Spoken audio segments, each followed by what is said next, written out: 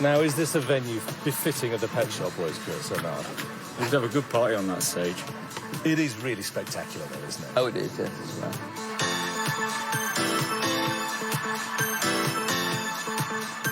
It's quite nerve-wracking, actually, thinking about it, though. Is it? What, looking at the stage? Yeah, it's a very big stage. Anyway, it's going to be exciting.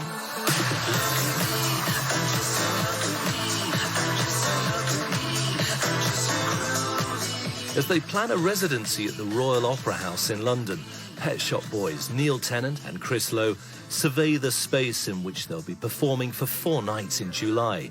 Both the set list and the show itself, which will be created with acclaimed theatrical designer Ez Devlin, are still to be decided. We could do 2 hours of improvisation. Actually, we keep thinking of doing a show where we just have a lot of gear. It's the sort of thing you do a Yoko Ono, I think. There's no rehearsal. We don't know what we're doing when we go on the stage. The audience is there. Can you imagine? Talk about No, that would be nerve-wracking. Yeah, that's a great idea. No one's allowed to review it. Yeah. The Guardian, 1 star. Half a star. No stars.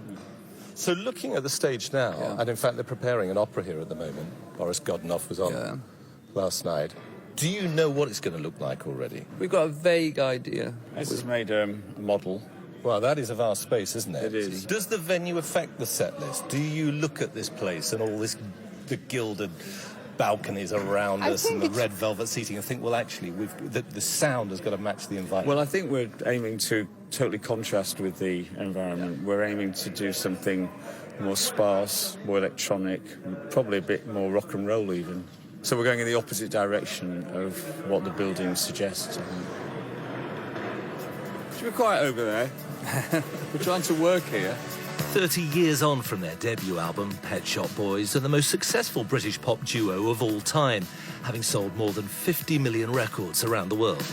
Sometimes you're better off dead. There's a gun in your hand that's pointing at your head. You think you're mad, too unstable, kicking in chairs and knocking down tables in a restaurant in a West End town. Call the police, there's a madman around, running down underground to a dive bar in a West End town. Right from the debut single West End Girls, their songs combined pop hooks, electronic dance beats and wry, bittersweet observational lyrics about shopping, suburbia, aspirations to sophistication and sex. Everything I've ever done, everything I ever do, every place I've ever been, everywhere I'm going to, it's all sin. With their 13th studio album out this week, Neil Tennant and Chris Lowe look back over the 3 decades since a magazine journalist and a former architecture student first met in a West London hi-fi shop and bonded over a synthesizer. From their 1986 debut, Please, every album since has had a one-word title. Actually, Very, Yes. So why is the new one called Super? Chris? Well, we had a few album titles, but we didn't feel that we had the one that matched the music on this album. And then one day I was walking to our studio and it was a lovely day and the word super just came into my head. Just because it was a lovely day. Yeah, I thought, oh, super, you know. And also we'd spent a lot of time recording in Germany, in Berlin, and Germans tend to say super quite a lot, super. So it seemed quite a topical word for us. But the title always has to be evocative. It has to match the music. It has to suggest what you're about to hear then, does it, Neil? Yes, it's very important that. I mean, it's great when you have a title beforehand, like with Electric. That was always part of the concept before we even started making the album. But Super, we regard it as a sort of pop art, and Super seemed like a pop artwork, as indeed the artwork looks like. Yes. And that was very important for us. And also we like it because it sounds international. French people say it a lot, and it seemed to sum up the music. And Germany as well, and Chris mentioned Berlin. You have a studio there. We do. We have 2 little studios, much smaller than this Radio 4 studio we're sitting in right now. We have a studio in London, we have a studio in Berlin. And we go there to get away, really, to write, and there's no pressure. Berlin is a much less stressful city than London is. It's very relaxed, it's spacious. People say it's actually underpopulated for the size of it. It's very leafy, there's forests in Berlin, all the rest of it. And so we have a very relaxed life there, and that seems to be very conducive to writing a lot of songs. We wrote 24 songs for this album, and there's 12 on the record. Imagine how free we will be if we disappear. We won't even pack a case, just cash in all that we own. Creating new identities and fly into the unknown. Is there a certain aesthetic you get from Berlin? Is there a certain type of music that emerges when you're... I mean, obviously one of your musical heroes, David Bowie, went to Berlin. It was a very different place because he always talked about the tension in the air. When you mention Berlin, British... Actually, I think the idea of Berlin is created by Englishmen, because the idea of Berlin people have is Christopher Isherwood meets David Bowie. And of course, these are in different historical eras, and the Berlin of David Bowie and Christopher Isherwood just doesn't really exist anymore.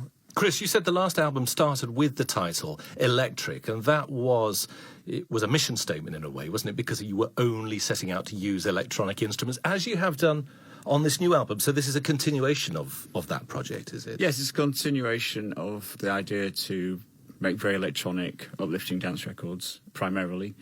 And also it's a continuation of working with Stuart Price as the producer. But also Electric was an idea for the live show as well. And that was the idea for that, was to have lots of lasers and lights and strobes, and so that was a generator for this project of what hopefully will be 3 albums. It's a trilogy. Possibly. That's the idea. Yeah. It is a very lean album, isn't it? It's a very bare, sparse record. In the past, you had become quite baroque, in a way, particularly with that album Elysium that came before Electric, and I guess that was a reaction against... With Super and the previous album Electric, Pet Shop Boys have become electronic purists for the first time in our career. Even the first album had like guitar on it, and all of our albums have had guitar. Actually, I think there's a guitar on this album. I haven't said that. And we've worked so extensively with orchestras. I mean, really, for a while, our sound was electronics with strings. And with these 2 albums, we've become electronic purists, and that makes it harder and more powerful. And also, it's a different, it's a different focus for the music, and it focuses more on the dance elements. Also, the songs have got to be very, very strong. You can't hide behind orchestral arrangements. Not that I'm saying we ever have done that, but the strengths and weaknesses of the songs are very much exposed. They called us the Pop Kids, 'cause we love the pop hits and quoted the best bits. So we were the Pop Kids. As ever with the Pet Shop Boys, there are character studies there within the beats. The Pop Kids is one that stands out, and it's a vignette. It's about a couple that bond over pop music. There's a great disdain for rock music. The fact that they were at college in the 90s dispels the notion that this is in any way autobiographical. Yeah. It'd have been a good name for us, wouldn't it, Pop Kids? I'd have liked to have been called the Pop Kids rather than the Pet Shop Boys, because boys sounds a bit young. Bit young, yeah. When you're in your 50s or indeed 60s. So does kids. Yeah, but no, kids, doesn't sound quite as young, does it, Pop Kids? But I mean, just give us the definitive story, because it's been told so many times and misappropriated and misunderstood. Why was it the Pet Shop Boys originally? Because Chris had 3 friends who lived in Ealing, and Chris used to stay, when he used to come down to London from Liverpool University, used to stay in this house in Ealing. And they all, at the weekend, worked in this pet shop in Ealing, which had in fact, one of them worked in the poodle parlour below, which was called Shampooch, the sort of where you got your dog's head on or something. And everyone referred to them as the Pet Shop Boys. And in this period in hip-hop, you already had the Beastie Boys. Yeah. There was the New York City Peach Boys, who were frightfully cool. And we said to them, I remember one day saying to them, we were all driving somewhere, that you should start a rap group, because Pet Shop Boys sounds like a rap group. And then when we made our first record with Bobby O, we didn't have a name. We called ourselves West End, which is a dreadful name at one point. And then we suddenly thought, let's just call ourselves the Pet Shop Boys. And we didn't worry that we'd sort of nicked their name, but their nickname. Yes, nicked their nickname. We'd nicked their nickname, but they didn't seem to mind. Yeah. And is it Pet Shop Boys or definite article? Is it the Pet Shop Boys? No, it's just PSB, isn't it? It's either Pet Shop Boys or you could have the Pet Shop Boys with a lowercase t. Right, okay. Yes. Was that all decided when you first set out? Yes, it was. Yeah. Was there a manifesto when you first set out?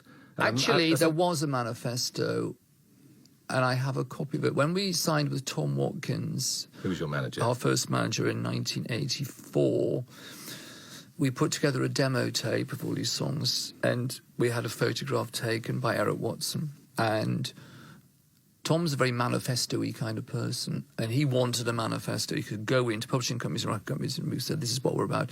And so I wrote this thing. Chris and I sat down, and I wrote it because I was a writer. And it sort of said I can't remember what it was now, what we liked and what we didn't like. Of course, a lot of it was very negative, as ever with us.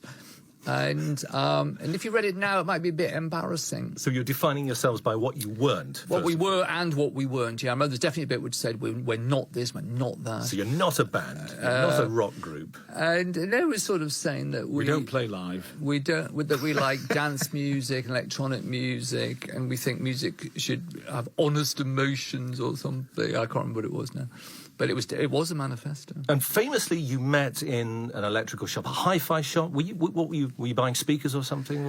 I had a synthesizer that I just bought, and I went into the shop on the King's Road in Chelsea. It's no longer an electronic shop, because I needed to have a plug made that I could go from the outlet, or whatever you call it, at the back of the synthesizer, and then I could have a jack plug to plug into my 1970s stereo system. And amazingly, it would never happen nowadays, would it? They said, oh, yeah. And they went at the back of the shop, they had a workroom, and the guy welded this whole thing together. And so I was hanging around for about half an hour, and in the process of this, Chris Lowe, an architecture student, walked in, and we got talking about music because of the synthesizer thing. It was 1981 I bought a synthesizer because, I used to sit in my bedsit by myself with an acoustic guitar and write songs. And I suddenly thought to be more modern, you should have a synthesizer. Also, I liked electronic music very much. Right. I liked Kraftwerk. I loved the album Man Machine by Kraftwerk. I liked the Human League were emerging at this point. Soft Cell were emerging at this point. OMD made their best album at this point. And so it seemed... And also, I could afford to buy one. I had some redundancy money or something. And but then I got it home. You could only play one note at a time. This never entered my head. Yeah. I always buy things very quickly, so I went in the shop. I said, "I'll have one of those." And also I assumed it had a speaker in it. And it didn't. So I was very naive. So, Chris, you were in the shop. What was the first conversation? Was it about music? Seen any nice leads recently? No idea. Actually, when you've talked about something a lot, you tend to remember talking about it rather than the actual event itself. Right. But it was sort of jokey. And I remember thinking he had a good sense of humour and was quite passionate about music. You were designing buildings at the time, Chris, weren't you? You were thinking about designing buildings as a former architecture student. Point a little. Were you designing music as well, though? No. When I was at Liverpool University, there were practice rooms with pianos in. And sometimes you could book those, and sometimes I'd go and sit in there and just play. Because at school I'd been in the... sort of dance band and an orchestra, and I was also in the Lancashire Schools training orchestra. I wasn't good enough for the proper one, playing the trombone. So when I went to university, I thought, I'll just play the piano every now and then in these things. So I'd kept on playing, but not with any intention of doing anything musical.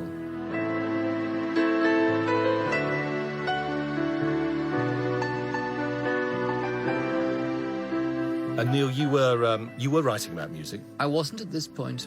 This is before Smashers. Yes, this is before Smashers. I was actually a editor at a company called ITV Books.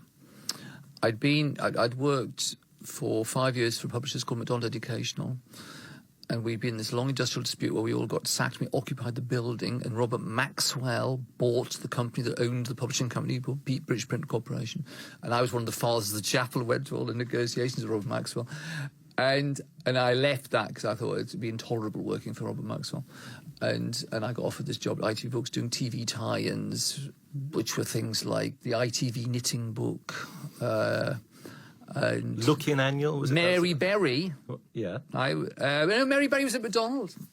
For a while, McDonald Educational, because I was in the adult books division. I was Mary Berry's editor, which I don't suppose she remembers. But for about a year and a half, I was Mary Berry's editor. So what did that involve? She came up with recipes and... I was recently looking through my diary from this period, and I went to have a lunch with her a couple of times. It's a very important part of being an editor to this day. And, we did a sort of a big cookery book called something sensational, like the ITV cookery book.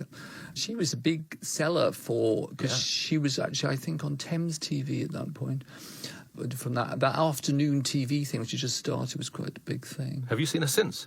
No, I haven't. But when she suddenly reappeared, it was quite funny. I thought, wow, Mary Berry. So that's what I was doing then. And and I got the designer of Smash Hits and The Face, in fact, was what I was attracted to design some of these. And so the ITV knitting book was actually designed by the designer of Smash Hits. And that's how I came to Smash Hits, and that was the following year, 1982. So it was 1982, yeah. Interesting. In fact, last year there was an exhibition at Somerset House of the Jam, and there was a review written by you of one of their last gigs. So you were there at... Yes, I've got a picture of me with And it was Paul there Weller at on the Wembley wall. Arena. Him and the security guard and me sitting there, and I'm interviewing him. But knowing that you had pop musical ambitions when you were writing, did that set you up? Did that prepare you in any way for the subsequent life as a musician, well, for want of a better word, as a pop star? Not really, because Chris and I were writing songs. Before I knew Chris, I'd written songs since I was about 12 or 13. But what it meant was, one of the reasons they asked me to work for Smash Hits is because I evidently knew a lot about music. So that's where the things came together, that I knew a lot about music, and I was very interested in contemporary pop music. And also I could edit a book. I went to Smash Hits to edit the Smash Hits yearbook. It wasn't to be a journalist, and then I got there, I became the news editor. So And you were in your 20s at the time, I I guess. was, 27. 20-something? 20-something. which I is- was 20-something. Which brings me back to the album. Because there is a track called The 20-somethings. Called or 20-something, yeah. Which is a contemporary character study of a generation in a way. And it seems to be sympathetic of the plight of young people who are now living almost beyond their means in a sort of virtual world, and there's a line about join the queue. What is the sympathy there? The sympathy is me looking from a different generation to people who are 20-something and thinking what it was like when I was 20-something, what it's like now. And I think when you're 20-something, by which I probably mean 25, 26, 27, you've been educated, you've moved to London, you've had a few jobs, and you're wondering when the thing that you're going to do is going to kick in. And for me, that started when I met Chris, really, when I kept always written songs, but with Chris, I suddenly realised what I didn't know about music and what he did know about music. And we immediately clicked on writing songs together.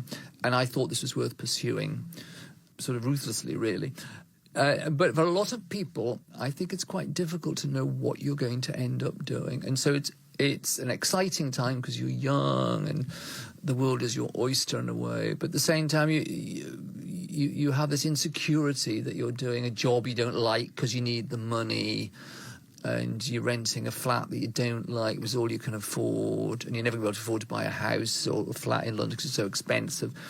And I think it's more difficult for people now than it was. When I was at college, North London Polytechnic, in the summers I used to work at the British Museum. Or in the Easter holidays, I'd work for Ladbrokes, the bookmakers. You could just get a job. People used to work in factories, and I didn't want to work in a factory. But I don't think it's as easy as that now. In fact, I know it's not.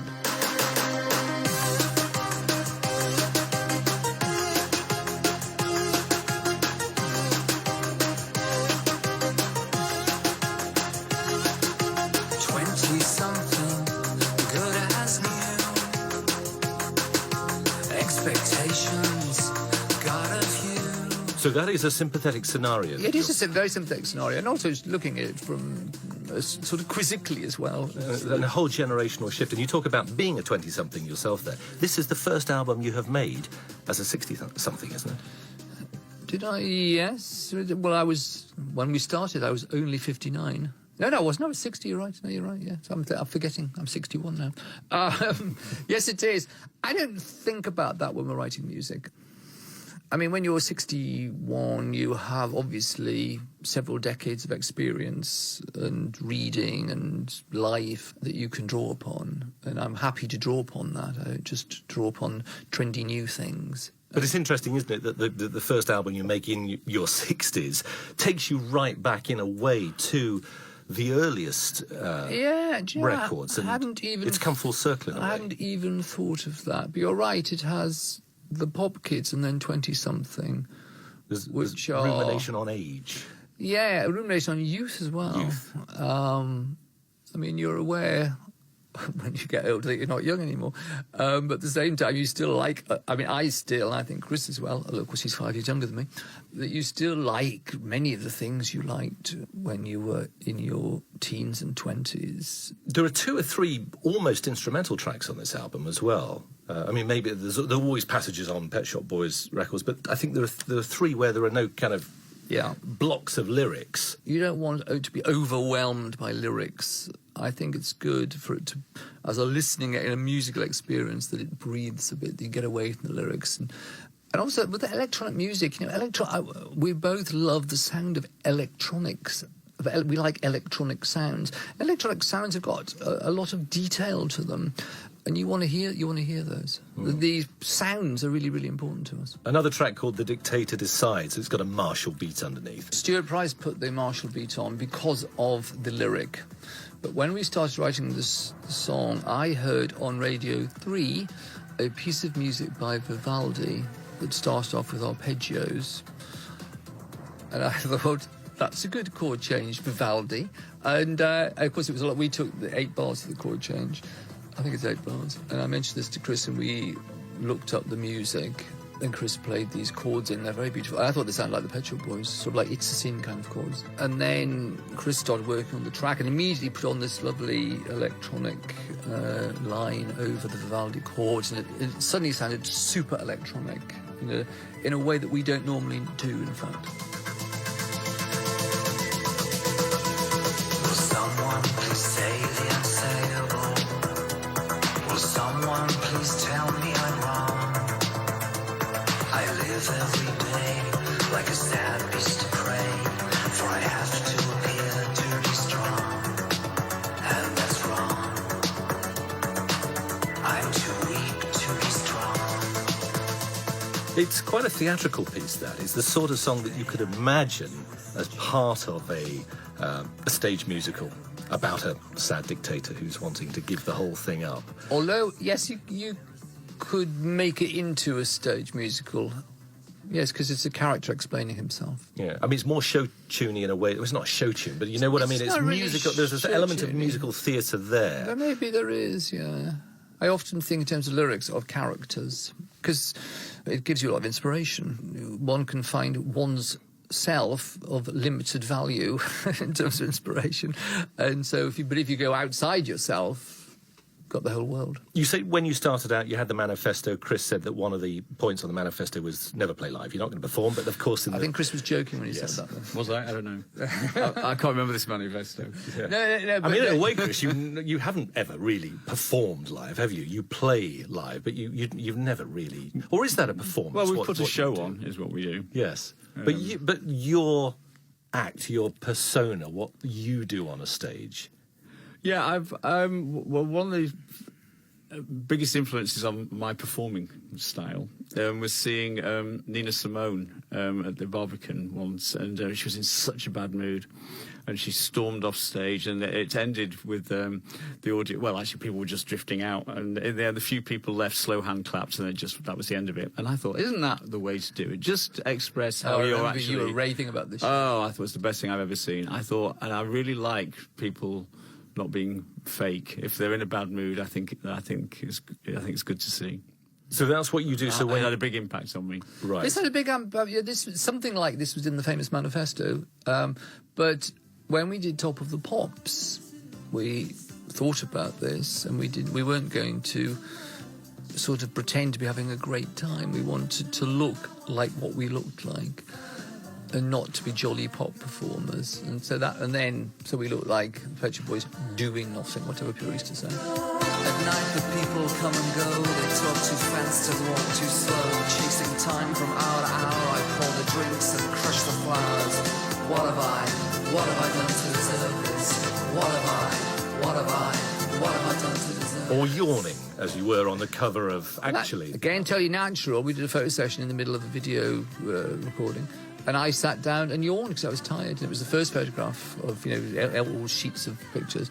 There was immediately something about it that was quite special. So it wasn't staged, it happened. And there was right from the outset, you agreed on all of these musical outlooks and the kind of the manifesto. We made a and the way tape, a you were. cassette of bits of records that we liked. Unfortunately, I left it on a plane once. I've always regretted not having this cassette, because it was actually the key to the Pet Shop Boys. It was all these little bits of beats and a breakdown with just strings and claps phasing across it from a Sharon Redd record, for instance, and different kinds of music as well.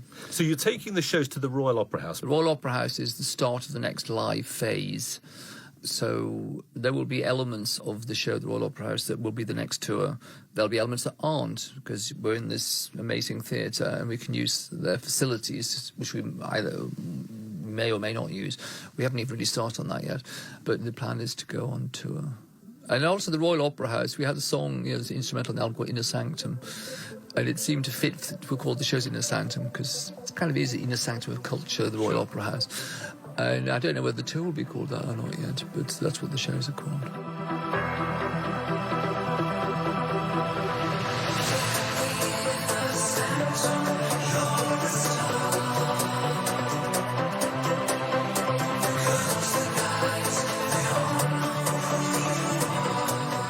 A couple of years ago, you were at BBC Proms for the first time at the Royal Albert Hall, doing the Alan Turing Man from the Future. Man from the Future piece that you... And then before that, I think it was a couple of years before that, you were at Sadler's Wells with a ballet, which was choreographed by Javier de Frutos. Yeah. So you have consistently tried to take pop music out of its... And all those things are pop music. They're not like meant to be semi-classical, really. They're meant to be orchestral pop. But that's what I mean. It's about taking pop music out of its comfort zone, in a way, out of its given environment, and giving it a new context. Yes, it's about not being frightened to bring any subject into pop music, and not being frightened to take pop music into a different space where it wouldn't be. That's really the idea of that whole thing.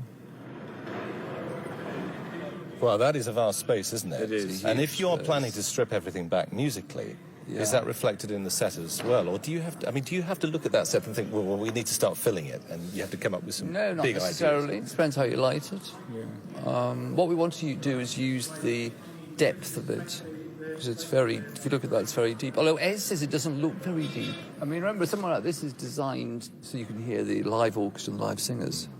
Well, I'm surprised they're not mic'd up. So when you bring in amplified electronic music, you have to do a bit of experimenting to see what it sounds like.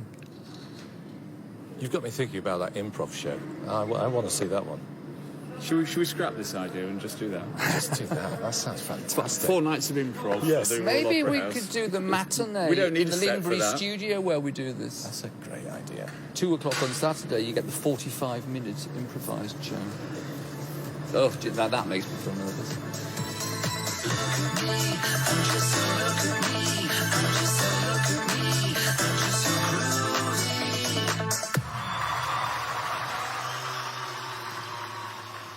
In tonight's Front Row, John Wilson was talking to the Pet Shop Boys, Neil Tennant and Chris Lowe.